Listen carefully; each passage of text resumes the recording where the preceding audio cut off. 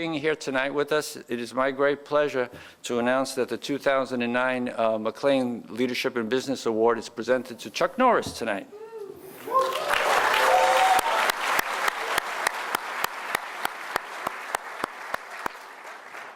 Chuck is a famed martial arts legend, actor, writer, humanitarian, philanthropist, and the list goes on and on. So the foundation is really pleased. I know Drayton McLane is very pleased that we're able to do this honor for Chuck tonight. And we're also very delighted that Gina, his lovely wife, can be with us here tonight.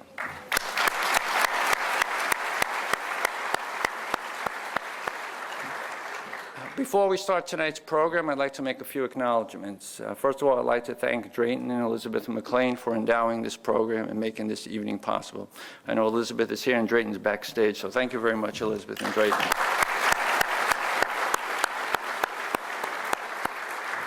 I also would like to acknowledge the Bryan College Station Chamber of Commerce and Compass Bank for supporting tonight's program and being partners with the foundation in making this evening possible. Thank you very much.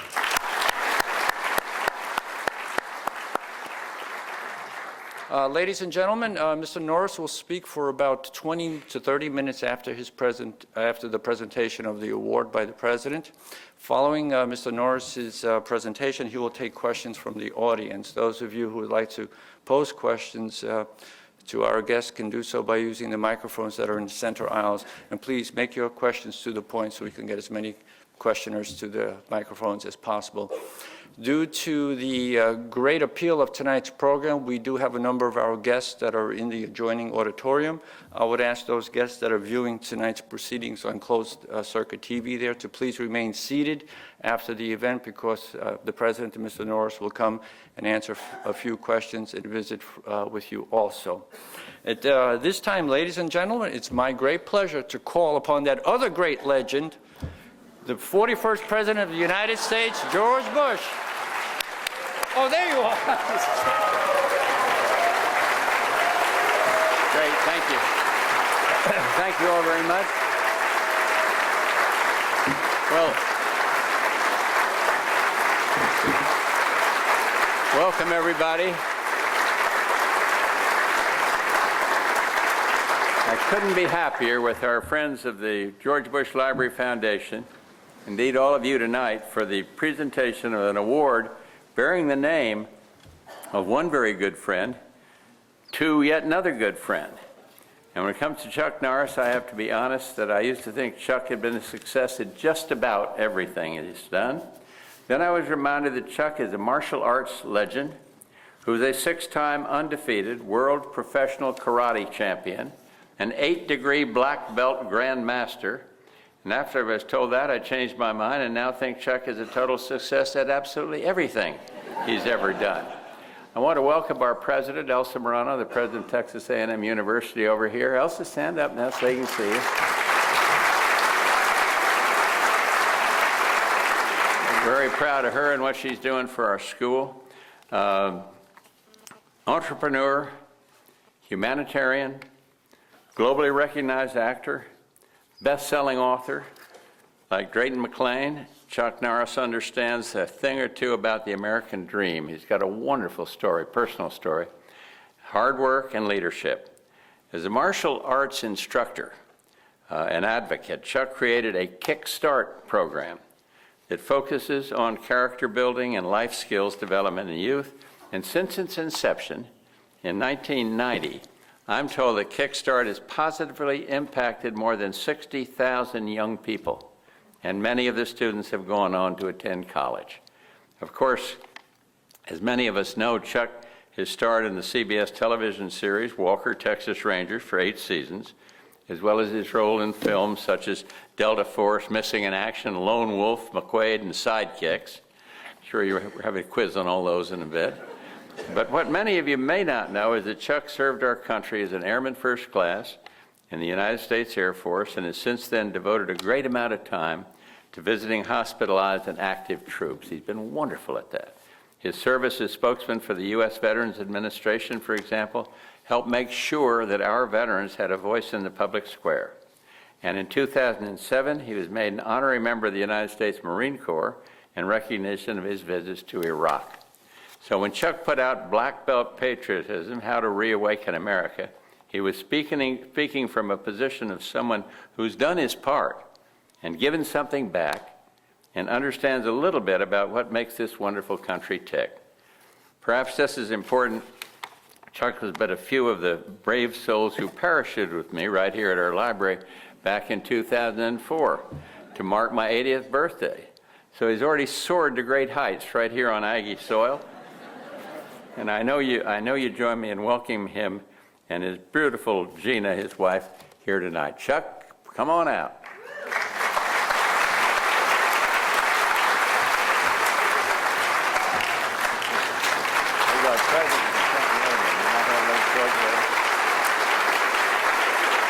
Now, I want to now I'd like to call Drayton McLane, as well as Teddy Ellison of the Bryan College Station Chamber and Joe Spray of Compass Bank to the stage to help me present the hardware. Where are you guys? Here they come.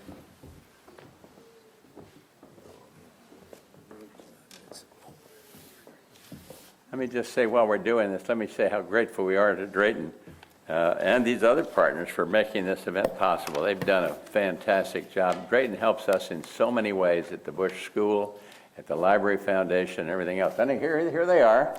Now we're going to make a picture with tonight's honoree, and we go to the pedestal and then go to a seat, it says, so I'll be doing that.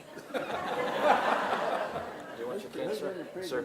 Drayton, you're No, that's okay. drop it. You want your cane? Yeah, that better. Okay. You get on the other side, yes, sir. Other side? While they're lining up, let me read what the citation states on the award for Mr. Norris. The McLane Leadership in Business Award is presented to Chuck Norris for his exemplary achievements as a martial arts legend, entrepreneur, and humanitarian. Mr. Norris has distinguished himself by his service to our nation's youth, as demonstrated in his Kickstart program, which aims to provide positive influences and role models for students. Mr. Norris's successful acting career and entrepreneurial spirit have added to our country's economic strength, and his patriotism and activities as a concerned citizen have reinforced the strong values of our communities while serving as an inspiration to all Americans. Congratulations, Chuck.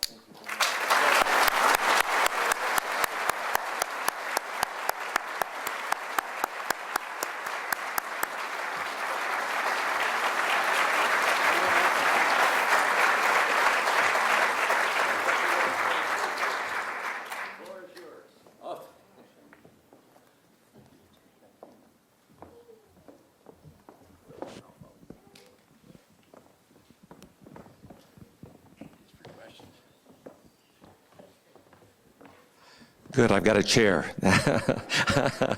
You know, I'm not very good at scripted speeches. Yeah.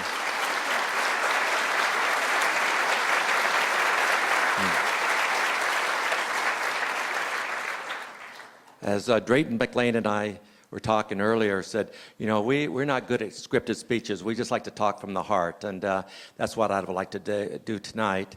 And you know, it's what an honor, you know, for me to receive this incredible, prestigious award, the Drayton McLane Award for Leadership in Business. Because when you hear my backstory, you'll understand why I'm saying that, why it's pretty extraordinary for me. Because I started my life in the 40s. I was born on March 10th, 1940 in Oklahoma. And I grew up in poverty. With a mom. My father was an alcoholic and philanderer, so he was very seldom in my life. So my mom had to carry the burden of being both. But unfortunately, not having a male role model in my life, I grew up extremely shy and introverted and non-athletic. People say, oh, come on, but it's true. I never played sports in school. I never got in front of a class all the way through high school. You know, when the teacher would say for me to come up and give a book report, I'd just shake my head no, because I was afraid I'd get embarrassed. Of course, my face is turning beet red in my chair as I'm sitting there, so I'm getting just as embarrassed as if I would have gotten up, but I just didn't have the courage to get up in front of a class and talk. And then right out of high school, I joined the military, and I was sent to Korea. And in Korea was my first introduction to the martial arts. And the only thing I knew back in 1960 was judo. I never heard of anything else. Judo was the only thing I'd ever heard of. So I enrolled in a judo class on the base. And about 2 weeks into my training, I broke my shoulder. So now got my arm in a sling and I can't train. And so I take a walk out into the village of Osan, Korea. And as I'm walking through the village sightseeing, I look up on this knoll and I see these heads popping up on the other side of the knoll. I go, what the heck is going on? So I walk up there and I look down and here's these Koreans jumping up in the air doing these spinning kicks and all that. And I go, holy mackerel, I didn't think the human body could do something like that. But I'm watching them and I'm mesmerized, and I wanted to go down and ask them what it was, but they looked pretty mean. So I was a little bit nervous to go down and talk to them. So I went back to the base and I asked my judo instructor, I said, what is it they're doing out in the village there? All these kicks and all this stuff here. So in 1960 it was called Tongsudo. Now it's called Taekwondo. And so I said, golly, I'd sure like to take that. And he said, well, I'll introduce you to the instructor. So he took me out there. I met the instructor, and I started training with my one good arm, for a few weeks. And then once my arm healed, then I trained Monday through Saturday in Tongsudo. And then on Sundays, I'd train in Judo. And when I left Korea, I was a black belt in Tongsudo and a brown belt in Judo. Now, I come back, I'm 21 years old. I'm stationed at Marshall Air Force Base in Riverside, California. And so I'm working out on the base there, and people are seeing this. Again, no one's familiar with this kind of a martial art. And they're saying, what is this here? And I said, so I tell them about it. And they said, well, we'd like to take that. Would you teach us? And so I decided to give a demonstration on the base. And I'm thinking, now, if I give a demonstration, that means I've got to give a talk. So I said, okay. So I write out about a half a page speech, and I memorize the speech for 2 weeks. I've got listening to it on tape, and I could say it forwards, backwards, sideways, any direction you wanted. So now this was 1961, and it reminds me of like yesterday, And I go into the gym. There's like 500 people there. And I walk up to the microphone that's laying on the floor. I'll never forget that. I pick up the microphone and I say, good evening, ladies and gentlemen. My name is Chuck Norris, and I'd like to welcome you here tonight. That's the last thing I remember. The next thing I remember is I'm walking out into the middle of the gym to do my demonstration. And I'm saying, did I finish my speech or did I just lay the microphone down? To this day, I don't know. But, the key thing when I'm talking to young people, the key thing here is that I cracked that egg of insecurity that I had carried around for 21 years. And then I kept forcing myself to get up and talk, and eventually I was able to crack that egg open. But by nature, I'm still shy by nature. And so, I have to, a lot of people are naturally gifted at speaking. And so it's no trouble for them. For me, it's a major stumbling block for me. But I know how important it is to be able to assert yourself. If you don't, you're not going to succeed.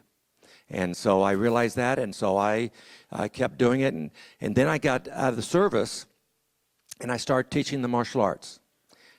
And so again, the martial arts is still relatively new here in the States. And I'm thinking, well, how can I get students in my school? So I thought, well, I'll become a fighter.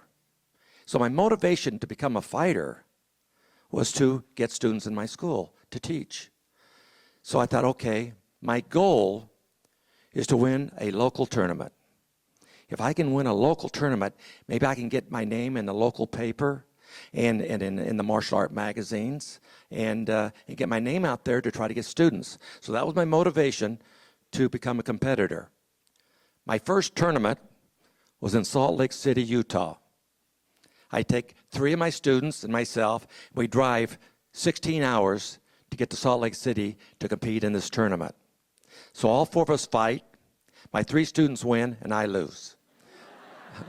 So I drive back while they held the trophies, But, interesting how philosophies are developed.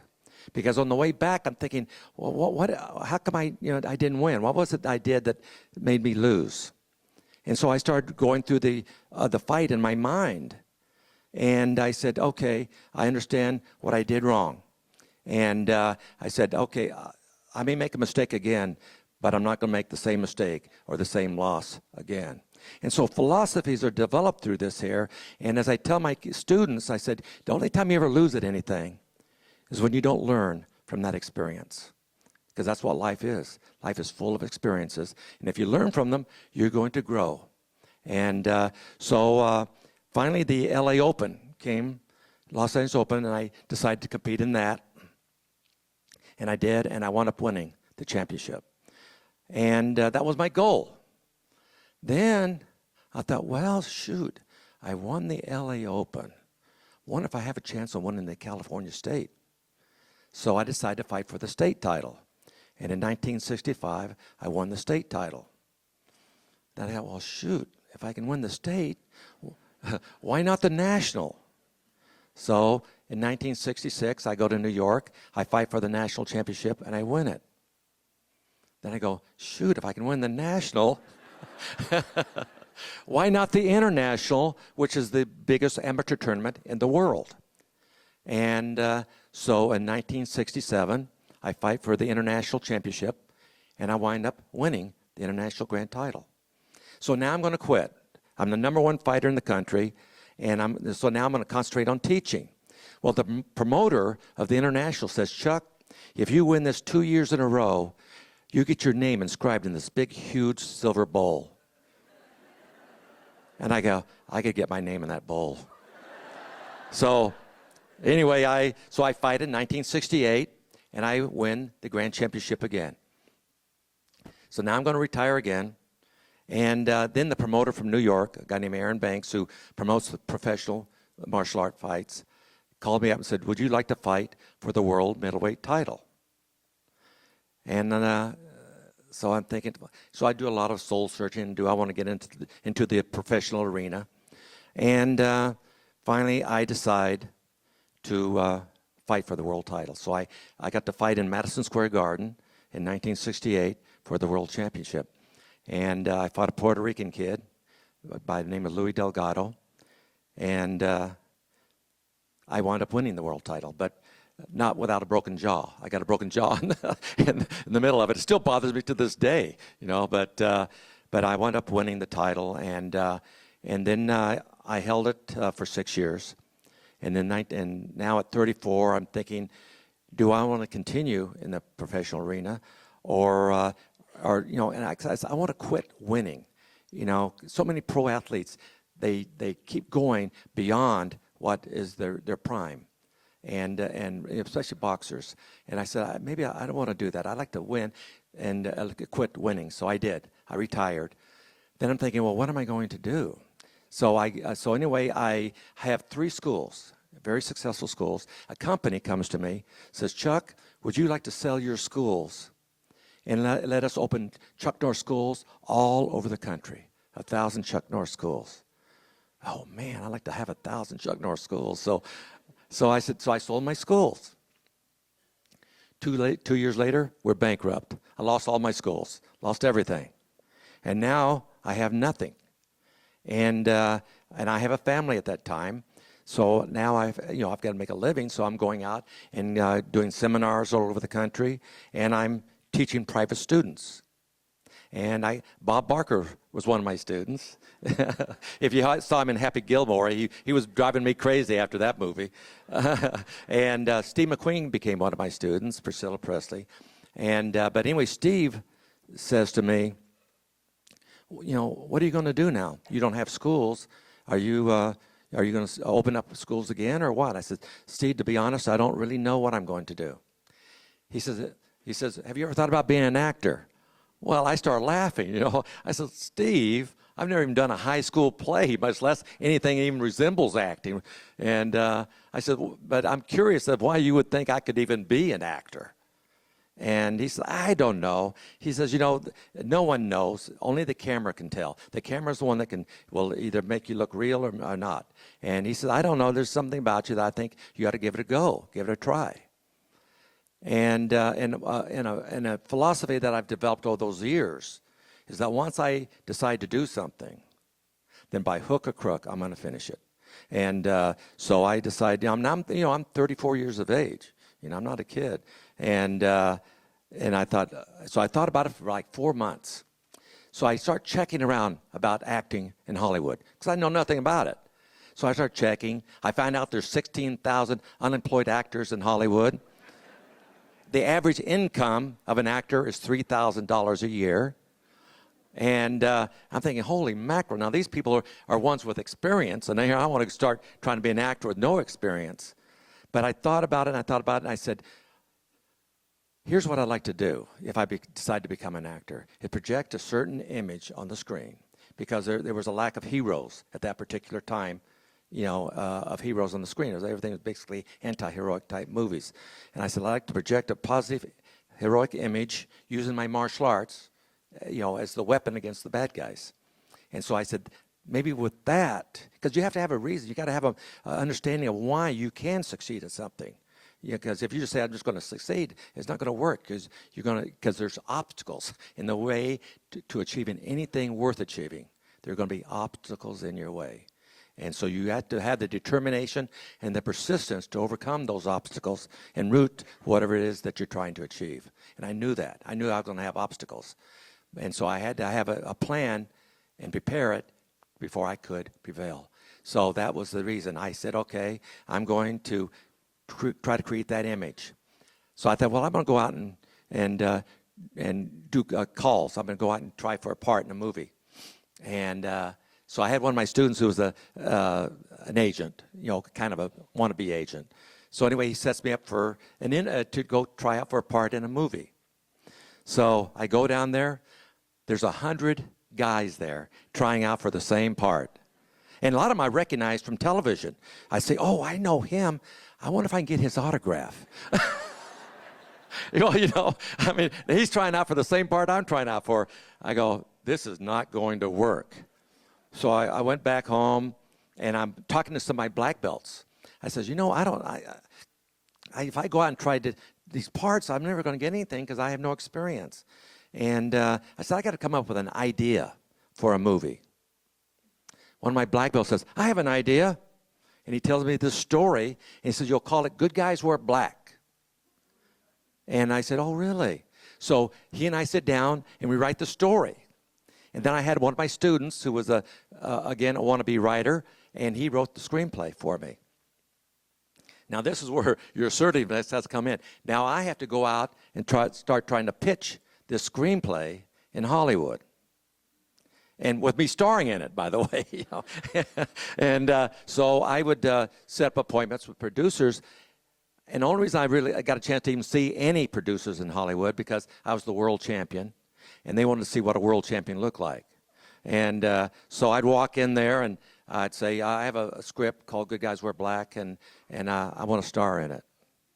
And they smile, at me and give me about 2 minutes of their time and then usher me out. And this went on for almost 4 years. And so I'd exhausted every producer that would see me in Hollywood. Now I'm at my wit's end. I said, well, I don't know what to do. And I don't want to give up. And it's funny how fate works. I'm at my best friend's machine shop in Gardena, California. I says, Larry, I've exhausted everybody. No one else, I can't get in to see anyone else. And he says, well, our accountant has a producer. Because he and I had the same accountant. I said, really? And he says, yeah, let's call him. I said, well, how old is he? He said, I think I met him. He's about 28. I said, oh, Larry, those are those wannabe producers. He said, well, let's call him anyway. He said, well, I'll call him. So he picks up the phone and he calls, and he gets the secretary. He says, my friend has a script I want your boss to read. She says, okay, well, send it in, and when he gets a chance, he says, oh, no. He says, I know how that works. I want him to meet my friend, and then he can read the script. She says, well, I don't think that's going to happen. And he says, well, ask him if he knows who Chuck Norris, the world karate champion, is. Well, he lived in the same neighborhood I did, and he happened to know who I was. So he agrees to have dinner. So we go out and have dinner at a Mexican restaurant in Los Angeles. And it's he and his wife and Larry and me and our spouses. And so I said, I'll pay for it. And so the bill comes. I don't have enough money. I says, Larry, do you have to go to the bathroom? And I'm giving that look, you know. He says, oh, okay. So we go in the bathroom. I said, Larry, I don't have enough money. Do you have any money on you? So he starts picking it. We have enough money plus $1. So I had to leave $1 tip that night. So anyway, we go back and we got so into it, I forgot about the screenplay. And he asked about it. I said, oh, here's the screenplay. When you get a chance, read it and see what you think. That's about midnight. We broke about midnight. So 4 o'clock in the morning, he calls me. He says, I like this screenplay. He says, I'm gonna see if I can raise the money. So he'd already done 2 or 3 low-budget films. So anyway, he starts. His investors were in his area. There were doctors and lawyers and people, and they were the ones that would invest in his films from the local area. And he talked to them, and of course, none of them knew who I was. You know, they didn't know who Chuck Norris was. And they said, we're not going to gamble $1 million on somebody we don't even know about. And so Alan Bedell's his name. Alan calls me and says, I'm sorry, our investors won't put up the money. And just out of desperation, I said, well, can I talk to them? And he said, well, I'll try to set up for you to have a meeting with them. And so that next evening, he calls, he said, okay, you have a meeting the next morning with the investors. I'm thinking, what am I going to say? What am I going to say to convince these guys to put up and gamble with me with $1 million? And so I go to sleep with that in my mind. About 2 o'clock in the morning, I come up with the answer. And it's funny how you plant those seeds in your mind and it starts working. And so anyway, that morning, I meet, there's 10 of them, and I say, I know you don't know who I am, but there's 4 million people in America who do. 4 million martial artists who know who I am. And all of them have seen me fight. But now that I've retired, the only way they can see me fight now is on the screen. And if we can get 4 million people in there, that's a $12 million gross on $1 million investment. You're going to make yourself a lot of money. So they put up the $1 million. And now I'm amazed at myself, because it's amazing what you can do out of desperation, isn't it? And that's really what it was with me. It was desperation because this is my last shot. And so anyway, we do the movie, and Good Guys Wear Black. And there's not a studio in Hollywood that wants our movie. So here we got a movie, Good Guys Wear Black. No one wants it. So our producer, Alan, raises the money, borrows the money, and forms his own production company. So now I go on the trail with Good Guys Wear Black with 16 prints. And we're going to every little town, first in Texas, actually, El Paso, San Antonio. This is 1977. And so we're hitting all the smaller towns at that time in Texas. And then we expand out to other states. And I'm going, now I can't get national television. I'm getting the local radio station. If I'm lucky, I get the local TV station. But I'm hitting mostly schools, high schools and middle schools. And that's how I'm promoting the movie. And so I'm on the road for 13 months with this movie. Well, this movie's making a lot of money. And in Good Guys Wear Black, I do a stunt where I do a flying sidekick, and I go through the front window of the car to take out the terrorist. And so that was the selling point of the whole movie. But, it was amazing because the critics, they viewed the movie. And he says, man, Chuck he better get back in his karate school because he is not an actor. And I said, well, I'm not trying to be Laurence Olivier. But anyway, but because the movie's doing so well, the producers called me up and said, would you do another film? So I called one of my students who's a writer, and he writes a movie called Force of One. He said, let's do a movie where you're a professional fighter.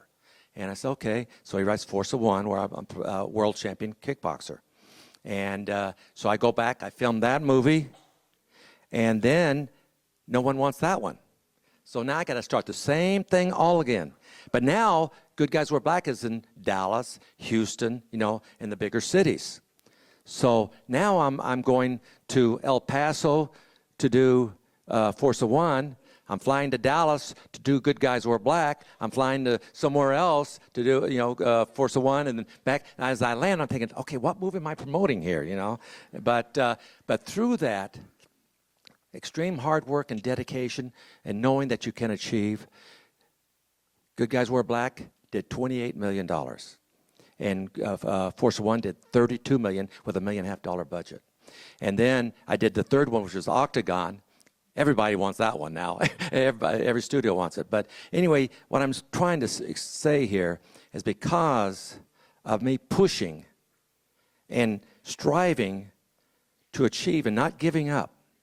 And that's what I really emphasize with the kids today. Anything is possible in our country. Nothing is impossible. And I pray it will stay that way in our country. But nothing is impossible if you focus yourself, you plan, you prepare, pray, and then I think you can prevail. And that's what I have done over my lifespan.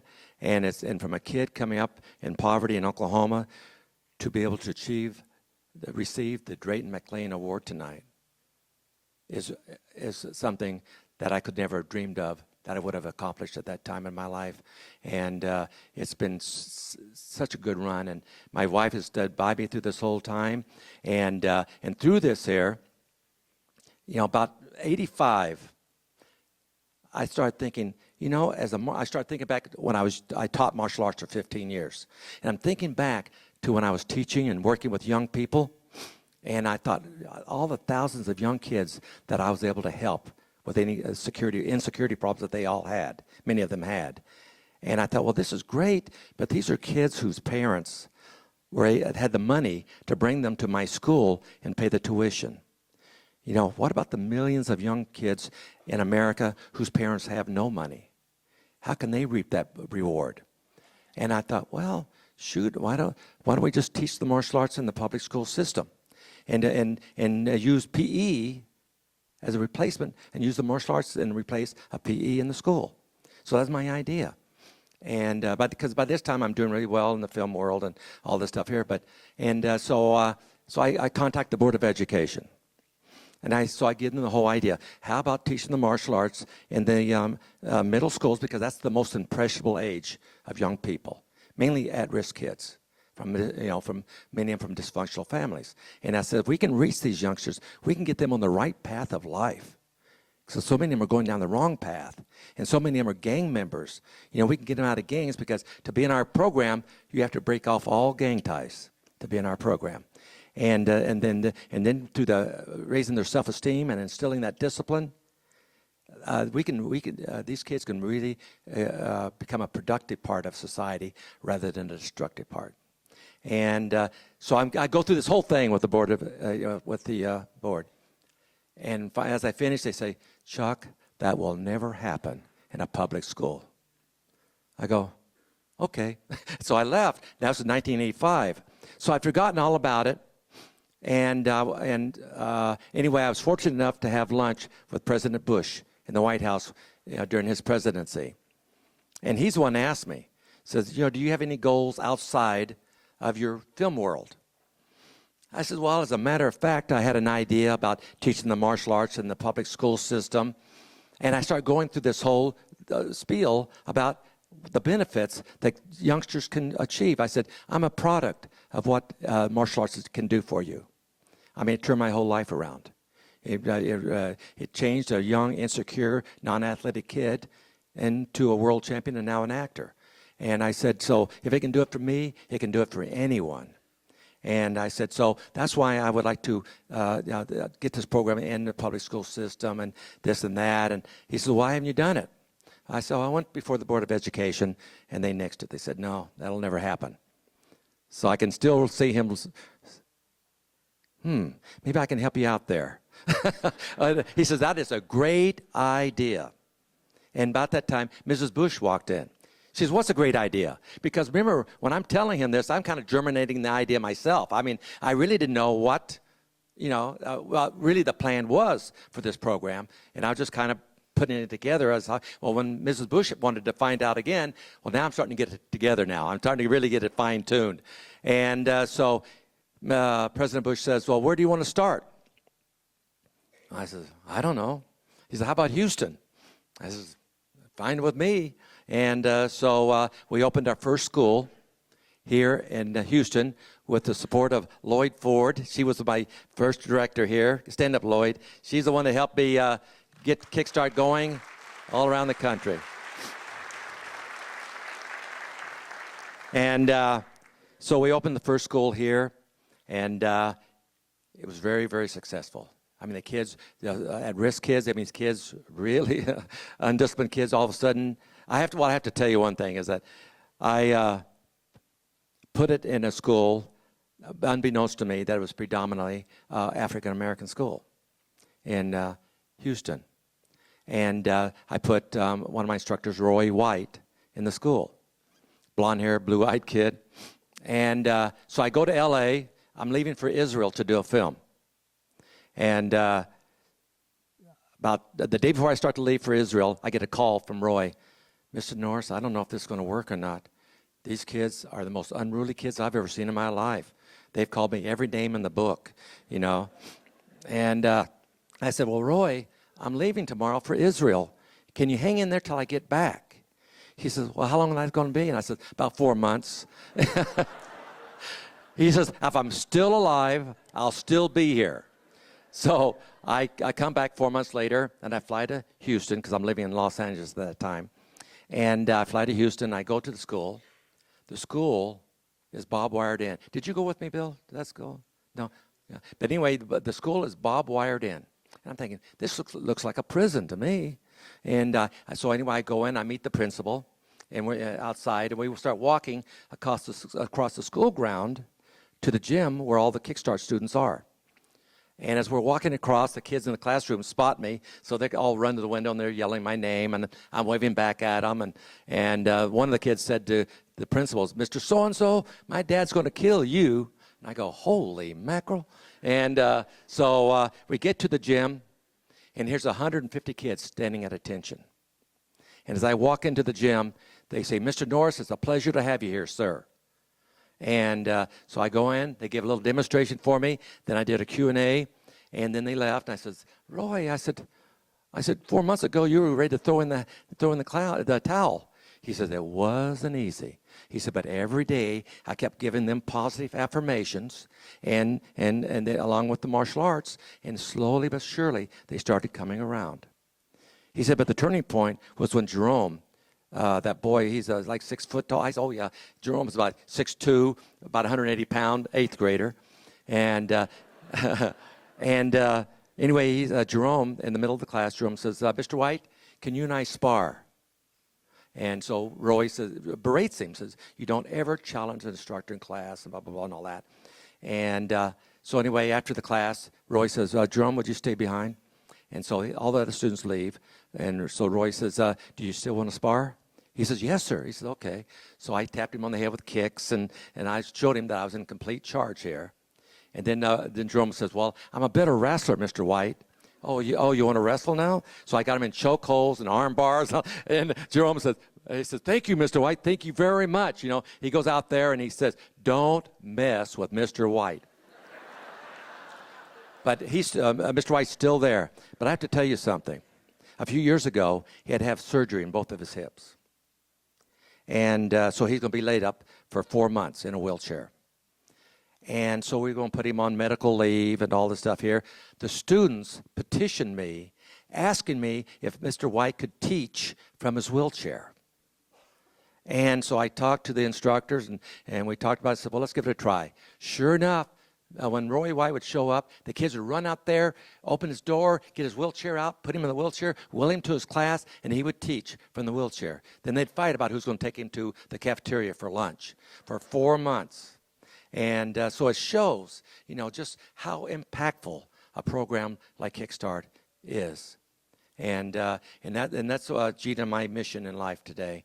Next to God and our family, Kickstart is our passion.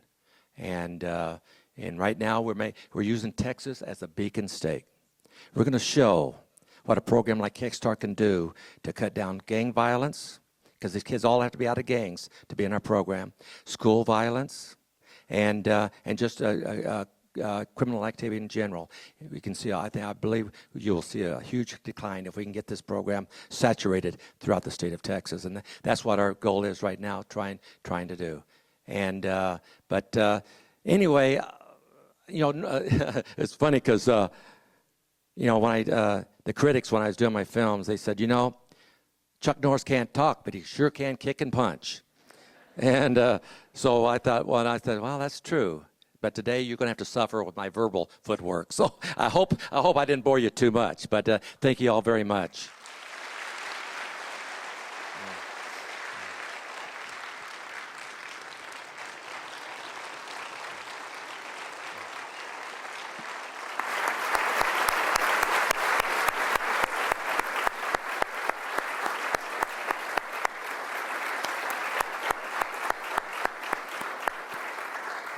I would like to say one thing, though, because, over the years, Gina and I have been blessed to establish very special friends in our lives. And, and the thing is that President Bush and Mrs. Bush, you're at the top of the list of the people that we really think are very special in our lives. And we just want to thank you for the friendship that you've displayed over the years. Thank you, sir.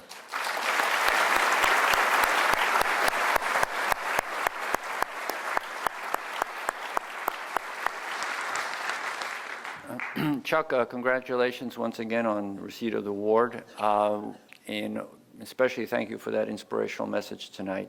We have time for some questions, so please feel free to use the microphones, please, folks. If you could come out to the microphone, it would be a lot easier. Yes, sir. Okay. Oh, yes, sir. Sir? Okay, yes, sir. Oh, yeah, you're fine, sir. I can hear you. All right, we'll go with this young man. Go ahead, sir.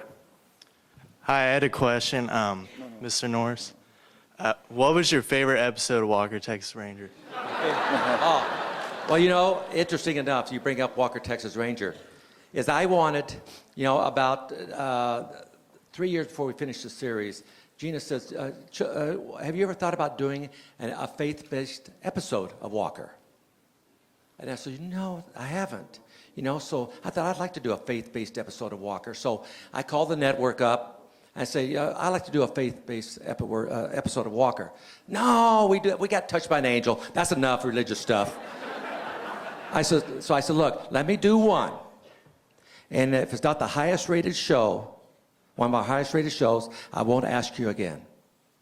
And so they relent. So I do a movie episode called The Neighborhood. The Neighborhood's about a little African-American girl who lives in the ghetto right outside Dallas, and she's walking home from school, and she gets caught up in a gang war, and she's shot and critically injured, and taken to the hospital. So I go to the hospital, Walker, to investigate, and the doctor says she's not going to make it. She is bleeding internally, and there's nothing we can do. Then, miraculously, she's healed. And the doctors are flabbergasted. And she said, well, I was on my way to heaven, and an angel stopped me and said, it's not your time. Says, you have a job to do, and that's to clean up your neighborhood. So the rest of the movie, episode, is her going to the neighborhood, getting the graffiti down, getting the drug dealers chased out, and having a revival at the end where the two gangs came together. It was the first time Walker became a top 10 show. That's my favorite one. Thank you. Great. Sir, do you have a question? Mr. Norris, I don't know where to start, but I just wanted to say, first off, I've idolized you since as far back as I can remember, and I basically I wanted to ask you, was this your first book that you made, or Yes, was that your was my very first book. Yeah, book? The Secret of Inner Strength. Yeah, that was my It is first an book. awesome book. Oh, thank you very I really much. enjoyed it, sir. Thank you very much. And also when I was younger, I had wrote a letter and sent it off to you. Well, I had sent it to someone, and I guess it went to like a fan site or something. I never received a response. And I was just In those days, you had a hard time tracking me down. I was all over the map, you know, because I was working so hard filming that I was overseas and all that. I wasn't that focused on the fan club or anything like that, like I am now. Now, if you write me, you'll get an answer back. I was just wondering, like, could someone write down an address that would actually go to you? Yeah. I Let's see, tell how you- I actually go to chucknorris.com. chucknorris.com, and they'll answer you. I mean, I know you got your ranch out by Anderson, but I mean, I figure if I leave a note there, I didn't know if it ever. Well, just call. If you go to chucknorris.com, and we will answer you. I promise you. Okay. All right. Thank you very much. Thank you, Beth. Thank you. Thank you very much. We have a Thank you. We have a God bless question you. over there. I will. Okay. Question over here. Mr. Norris? Yes, sir. Thank you so much for coming out. I read your autobiography, and it's a life changer. Incredible story. Thank you. In my career, I've had a chance to support two commanders-in-chief, George Bush Sr. for Desert Storm and George Bush Jr. for OIF-2. And in both venues, there would be a collection of young soldiers sitting around. In the first example, watching big screens inside a tent. And in OIF-2, more so with little compact plasma screens. And when I would walk up to these soldiers, there was a 85 to 90% chance that they were watching you in one of your features. And you really got us all through a lot of hard times, and I was hoping I can get my picture taken with you. Come on up here. But anyway, yeah, interesting. As a military man, I do anything for these guys.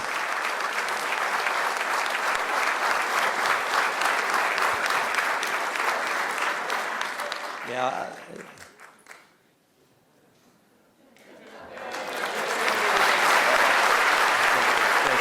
Thank you very much. You have a question, sir? Yes, sir. Mr. Norris, I just wanted to say, first off, congratulations. You look really great, by the way. Thank you.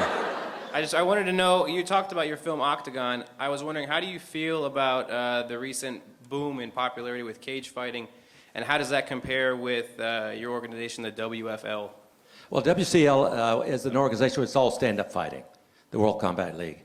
And it's all stand-up fighting rather than ground and pound. And the thing is, the fighters only have 3 minutes to try to knock the fighter out. So I wanted a full throttle type action type of a combat sport. And that's why I formed the World Combat League. And if you got into it, you see what we do. It's all stand-up fighting. It's kind of like the fighting I did when I was a fighter. Okay, and how does the cage fighting and the aggression in the UFC? How do you feel about that? The bloodiness. Well, of it's all right. I study all those. I've done jiu-jitsu for 22 years, and so I've studied all those. Probably, if I was starting over again, I'd probably be in there fighting myself. But the thing is, it's a sport, I think, for certain people, and it's not a sport for other people. And I just like to see a little more of the respect going on. Because when I meet them, they're very respectful.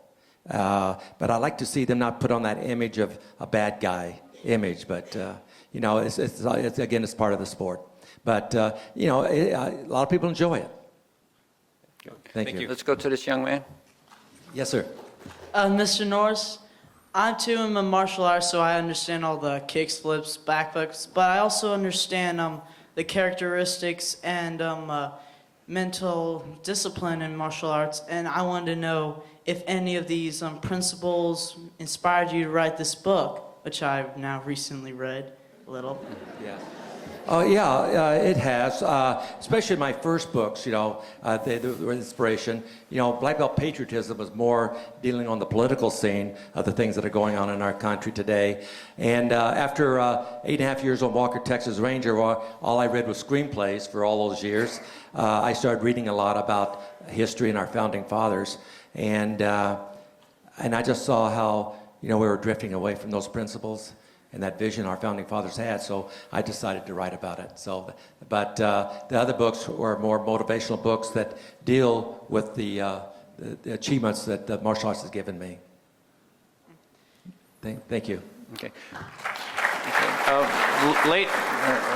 Ladies and gentlemen, our time is running short, so we have 5 people. Let's take those last 5 questions, and okay, Chuck, and then we'll call it a night. Okay. Hello, good to see you again, Mr. Norris. Good seeing you Especially too. with facial hair this time.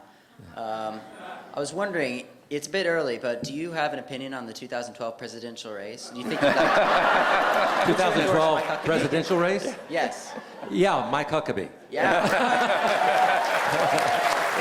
In fact, my wife Jean and I are putting a big billboard across the street from our ranch. It says, Mike Huckabee, President 2012. So you can drive by the ranch, you'll see a big billboard up there in the near future. Thank you very much, sir. Thank you. Okay, that young man. Mr. Norris, Yes, sir. I am a Kung Fu instructor back at my hometown and, believe it or not, a national champion. And I wanted to ask you what it was like working with Bruce Lee. Okay. I was wondering, if that would come up with Bruce. Bruce Lee. How many of you know who Bruce Lee is? Oh, okay, good. All right, then I'll talk about it. Bruce has passed away. It's been 34 years ago. But Bruce, when I won the world title in New York, 1968, Bruce was doing the Green Hornet TV series, and he came there as a special guest. And so after I won the title, the promoter brought me over and introduced me to Bruce. And so Bruce and I started talking, and we were staying at the same hotel, so we decided to go back to the hotel together. And as we're walking to the hotel, which is only a couple blocks away, we're really getting to our philosophy and our techniques and all that. I'll never forget this. Anyway, we're going up the elevator. I was on the 7th floor, and he was on the 9th floor. We stop at the 7th floor, and I get out while he steps out. And the next thing you know, we're working out in the hallway of the hotel. This is at 12 o'clock at night. Next thing we look, it's 4 o'clock in the morning. And he says, man, I got a 7 o'clock flight. I got to get out of here. He says, why don't we work out together in L.A.? And I said, great. So Bruce and I worked out for about 2 years before he left for Hong Kong to pursue his movie career. And I didn't hear from Bruce for like 2 years. And then out of the blue, he calls me. He says, Chuck, I've done 2 movies in Hong Kong, and they're hugely successful. And he said, I want to do a movie now with a fight scene everyone will remember. And I'm going to do it in the Colosseum in Rome, and like 2 gladiators, and I want you to be my opponent. So I kiddingly, I said, well, who wins, Bruce? He says, I win. I'm the star of this movie. And I said, oh, I see. You want to beat up the world champion, don't you? He says, no, I want to kill the world champion. So we wound up doing a movie called Return of the Dragon. And, and it was a very sad time when Bruce passed away at that very young age, because his career was really going, and he died of what they call a brain hemorrhage and an aneurysm, which in 1972, the technology couldn't find out what that was about, because Bruce came 4 days before he died to L.A. to get a physical, because he's passing out in Hong Kong. And we had lunch, and he said, I went and got a physical, and they couldn't find anything wrong, and says, you got the body of an 18-year-old. He's 32. So he went back to Hong Kong and wound up dying 4 days later. But anyway, he was an incredible guy and a good friend, and I still miss him to this day. Thank you. One last thing, real quick. I would be absolutely honored if sometime after this presentation I could get an autograph and a picture. Okay. To show off Okay. to my Sherful. Okay, sure, absolutely. Okay. Go ahead. Mr. Norris, I was curious if it's true that you sleep with a nightlight on, not because you're afraid of the dark, but because the dark's afraid of you. Oh.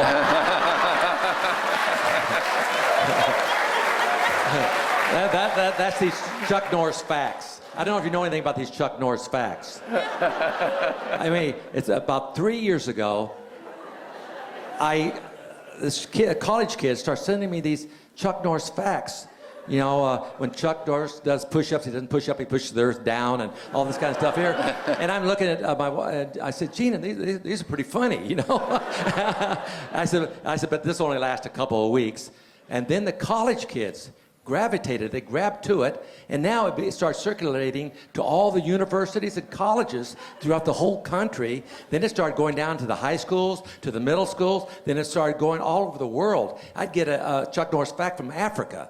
And in fact, that's how I was able to get to Iraq in 2006 and 2007, is that the troops are bugging their commanders to get me over there because the Chuck Norris facts was going crazy in Iraq as well.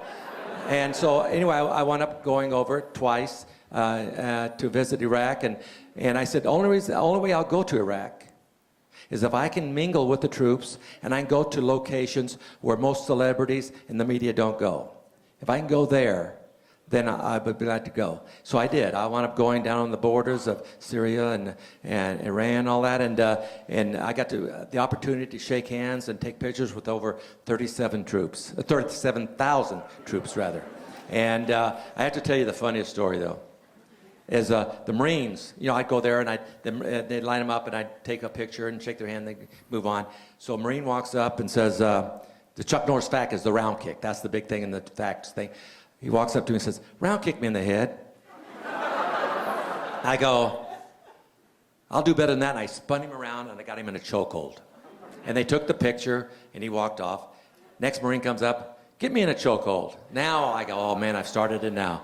So now every Marine walks up and I'm getting him in a chokehold and they take the picture. Now one Marine, about the 30th Marine comes up, I get him a chokehold, the guy just has to change the camera. So I'm holding on to him, you know, waiting for the camera.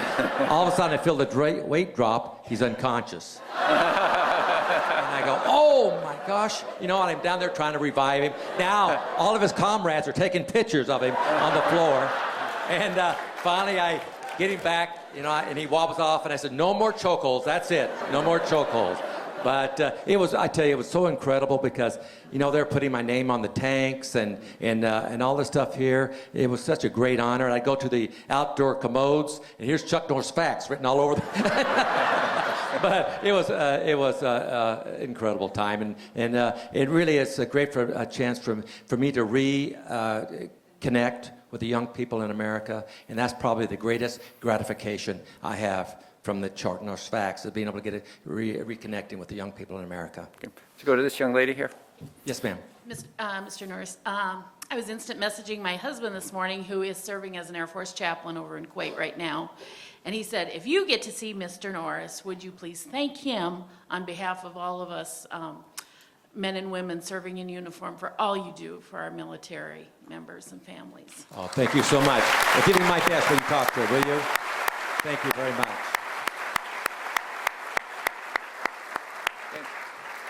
Last question. Hey, Chuck Norris. Hi.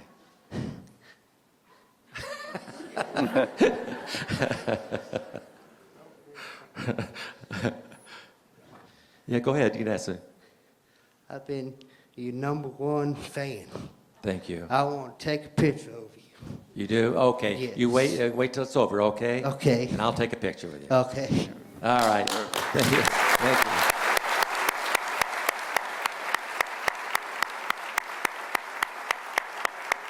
Now, Drayton, you couldn't have a harder question than what they asked me. Now, Drayton said, I have some real hard questions to ask you. I said, oh, boy. Thanks, Drayton. Okay. Well, lady. Okay. Yeah, go ahead. No, I was just going to conclude the program, but I don't want to fight you for it. Yeah, Roman, go ahead. Okay, ladies and gentlemen, that concludes our program tonight. I'd like to thank Chuck.